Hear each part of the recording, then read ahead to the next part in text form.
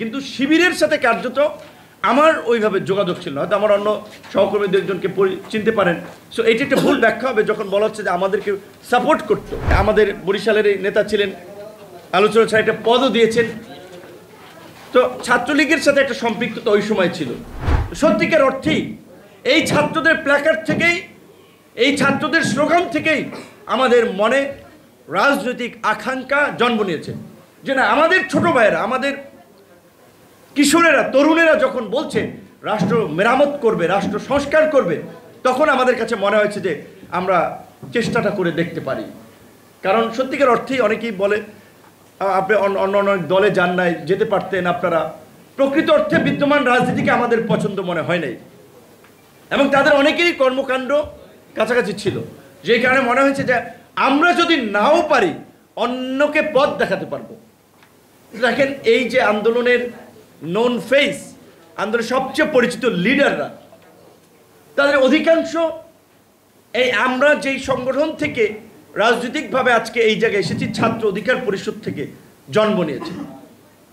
একটা কথা, এটা আমার জায়গা থেকে এখন বলা উচিত না, কারণ এগুলো নিয়ে কাদা ছোড়াছুড়ি অযথা বিতর্ক বাড়ে। তারপরে আবার এটা ইতিহাসের একটা কথা বলা লাগবে। কিছু কথা, কিছুদিন আগে আন্দোলনে আমাদের পরিচিত এক তরুণ ঢাকা বিশ্ববিদ্যালয়ের শিবিরের নেতা ছিলেন সাদিক কায়ুম, সে বলেছিল যে আমাদের যে ছাত্র সংগঠন, ছাত্র অধিকার পরিষদ, তার থেকে কিছু ছেলেদেরকে তারা মূলত আমাদের ছাত্র সংগঠন থেকে ভাগিয়ে নিয়ে দল বা সংগঠন তৈরি করার জন্য পৃষ্ঠপোষকতা করেছে, সহযোগিতা করেছে। এবং তার বয়ানে সে বলছে যে 18 সালের কোটা সংস্কার আন্দোলনেও যারা ছিল তাদের সাথে শিবিরের নিয়মিত যোগাযোগ ছিল, তাদেরকে সহযোগিতা করত। প্রকৃত অর্থে এই কথাটা যদি আমি না বলি তাহলে এইটা ভুলভাবে একটা মানুষের কাছে ধারণা তৈরি হতে পারে।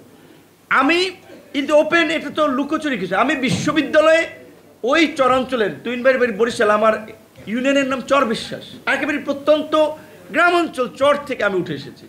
আমার বাবা একেবারেই একজন নিম্নবিত্ত পরিবারের মানুষ। সো আমাদের মতো মানুষের, ছাত্রদের বিশ্ববিদ্যালয়ে পড়ার পাশাপাশি তাদের চিন্তা থাকে ফ্যামিলির থেকে লোড কমানো, নিজের খরচটা যদি নিজেরা চালাতে পারি, একটু কম খরচে থাকতে পারি, সে চেষ্টাটা করি। তো আমার হলে থাকা প্রয়োজন। হলে তো থাকতে হলে ছাত্রলীগের আসলে আপনার বাইরে থাকা যায় না, ছাত্রলীগ ছাড়া।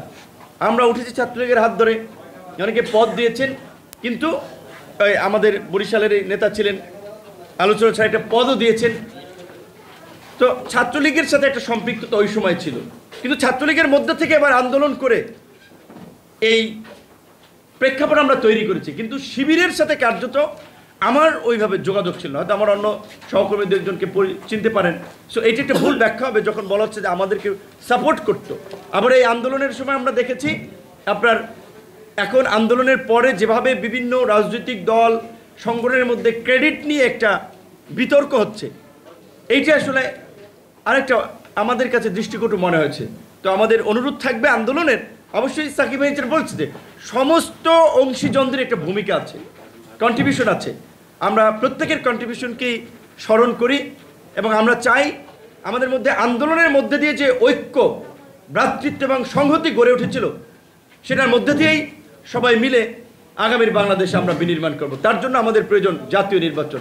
আশা করি অন্তর্বর্তী সরকার যেহেতু জাতীয় নির্বাচনের একটা সম্ভাব্য তারিখ ঘোষণা করেছে, খুব দ্রুত সময়ের মধ্যেই একটি জাতীয় নির্বাচন অনুষ্ঠিত হবে, এবং বাংলাদেশের ইতিহাসে সেই নির্বাচন যেন একটি মডেল নির্বাচন হয়, সেই প্রত্যাশাই থাকবে।